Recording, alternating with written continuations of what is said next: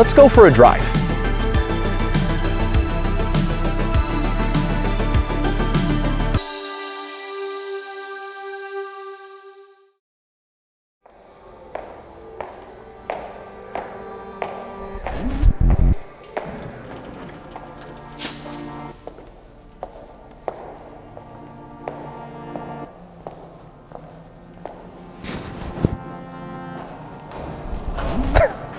It's just so wow, like it's so low and it's so wide. It is a masterpiece, it really is. And it surprises me. It surprises me because of the proportions, and it just surprises me because of, in person, it's actually more than anything I've ever seen in the photos. That's, yeah, photos do not do it justice. I love the front end of this. Well, take note, that iconic badge in the front, it's not only made out of silver. Take a closer look, it's actually three-dimensional. It's three-dimensional. And Wow. I can't think of another badge on any car that's three-dimensional. I can't either. I can't think of another badge on another car that's made of silver. Silver. Like it's precious metals. Yep. But I guess the car also, it's, it's a car in its entirety. befitting a precious car, that's yeah, right. exactly. Wow. I don't understand also how, like, this has 1,500 horsepower. Where did they fit it? Like, it's smaller than I would have thought it was, and it must really just be a tour de force of engineering to figure this out. Well, you're right. As you know, it is a combination of engineering from not only motor car engineering, but aircraft, aviation, and rocket technology engineering. Yeah.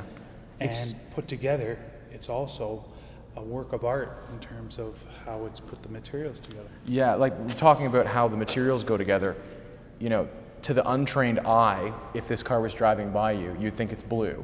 But when you actually get up closer, you realize the entire thing is just this beautiful exposed carbon fiber. The whole car is exposed carbon fiber. That's one of their trademarks. Bugatti's weave, it's meticulous.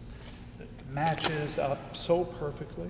This is definitely a car where it comes off to me that price was just no subject. Like it's no question. We're just going to do the best that we can, right? That's right. That's like, right. The other guys, they came up to 900 horsepower, 1,000 horsepower, and here we are at 1,500. Like, it's just such an incredible number. Well, that comment is really interesting because at a dinner in Switzerland, the designer was there, and I overheard a conversation on, at the time, this car had just been signed off, the design. Yeah. But they were talking about how everyone was catching up to the predecessor, the Veyron, at 1,000, and then the Super Sport at 1,200. And the comment was made, when this comes out, it'll blow them all away. I look at, the thing that gets me about this is, like, I've driven fast cars. I've driven a lot of fast cars before. And, you drive a vehicle that's 500 horsepower and you go, wow, that does 0 to 60 in 3 odd seconds.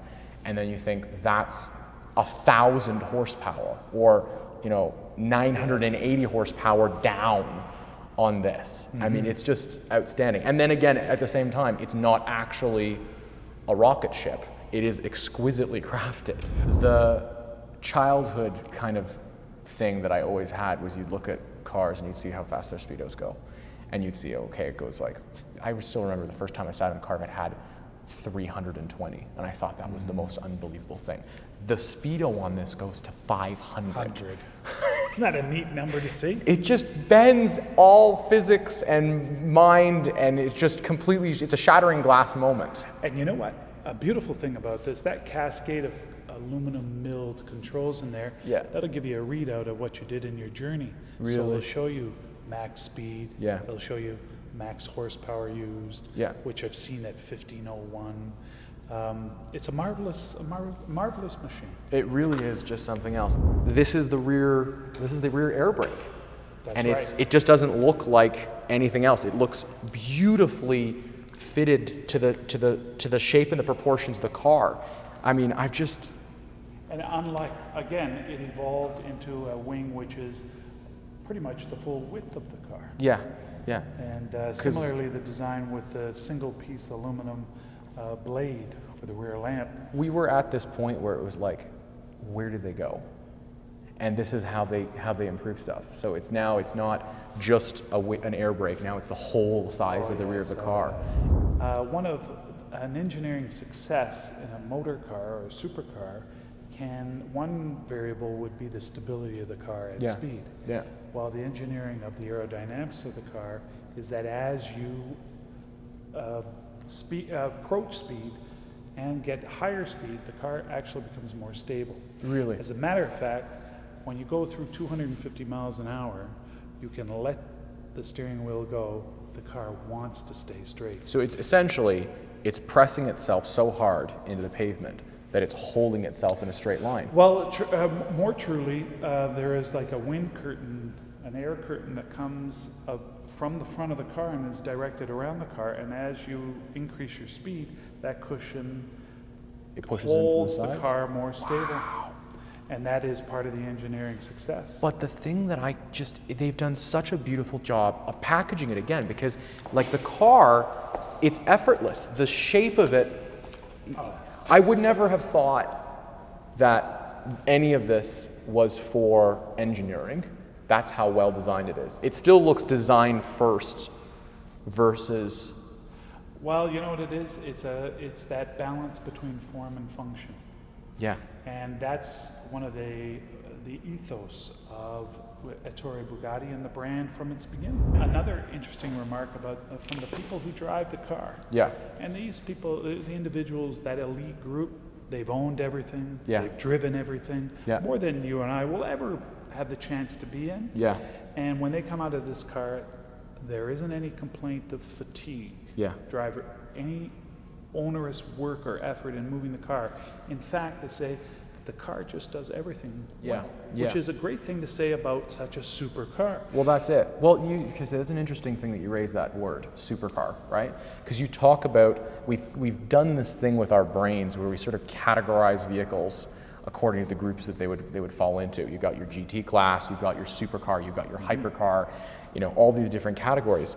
This doesn't seem to fit in any of those. And from what I've seen in the early blogging stuff online, people have said that the comfort level with it is just shocking. Like it's properly shocking. And then on top of that, you have the performance.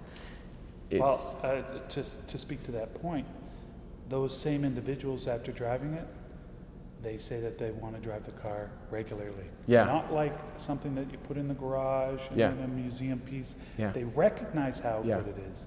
However, that's also indicative of the car industry. Yes. More people are buying cars to drive them. Yeah. This is the epitome. Yeah. That group is saying, I'm putting this much money into a car or into such a great work of art. I want to enjoy it. Many people have remarked about, will they get return on the investment? Well, not per car. No. But look at the brand and look at the group that it's with. Yeah. It's truly a halo brand and a halo car. Well, it's just the halo of the industry. That's right. We look at these things where it's like, this is a wonder of the world. It was amazing that the human race was capable of putting a man on the moon. It's amazing that we were capable of, these are modern things, right? Putting a man on the moon, building the tallest building in the world, stuff like that. The pyramids in Egypt. But the fact of the matter is, this is kind of that moment for the automobile.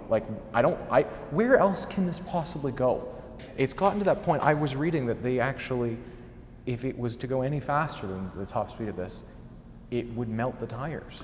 Well, the tires are a limiting factor in the speed of the car, that's right. Well, I know if I win the lottery, and then if I make the right investments, and then I make hundreds of millions of dollars off of my initial lottery winnings, then I will be buying one of these off of you, fine sir.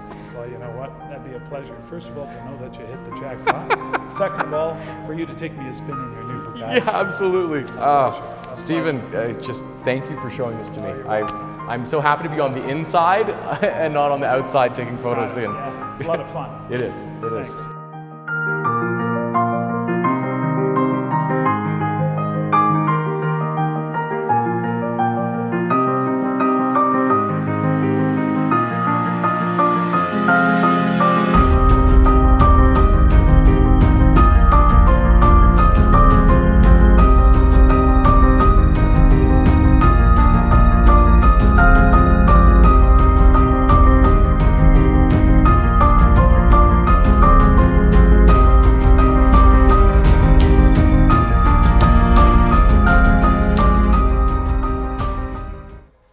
content coming out every Friday. Make sure to subscribe for more.